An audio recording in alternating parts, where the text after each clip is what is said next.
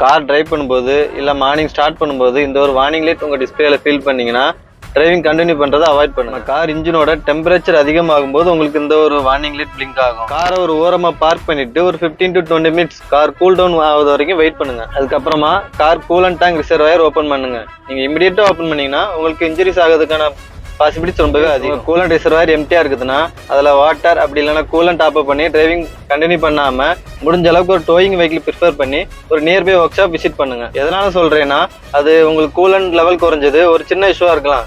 ஒரு coolant hose league ஆயிருக்கலாம், அப்படி இல்லை கூலண்ட் ரிசர்வாயர் லீக் ஆயிருக்கலாம், இல்லை ரேடியேட்டர் ஒர்க் ஆகாம இருந்திருக்கலாம். அதை நீ இக்னோர் பண்ணிட்டு கூலண்ட் டாப் அப் பண்ணி ட்ரைவ் பண்ணும்போது அந்த ப்ராப்ளம் எக்ஸ்பேண்ட் ஆகிறதுக்கான பாசிபிலிட்டிஸ் ரொம்பவே அதிகம். ஒரு மைனர் ப்ராப்ளமை மேஜராக கன்வெர்ட் பண்ணாமல் முடிஞ்ச அளவுக்கு ஏர்லியராக அதுக்கு ஒரு சொல்யூஷன் கொடுத்தீங்கன்னா உங்கள் பாக்கெட் கொஞ்சம் சேவ் ஆகும். கூலன் தானே குறைஞ்சிருக்கு, தண்ணி இல்லைன்னா கூலன் டாப் பண்ணி ஓட்டலாம் அப்படின்னு நினைக்கிற உங்கள் ஃப்ரெண்ட்ஸுக்கு இந்த ஒரு இன்ஃபர்மேஷனை ஷேர் பண்ணி. Keep smiling, nothing is impossible.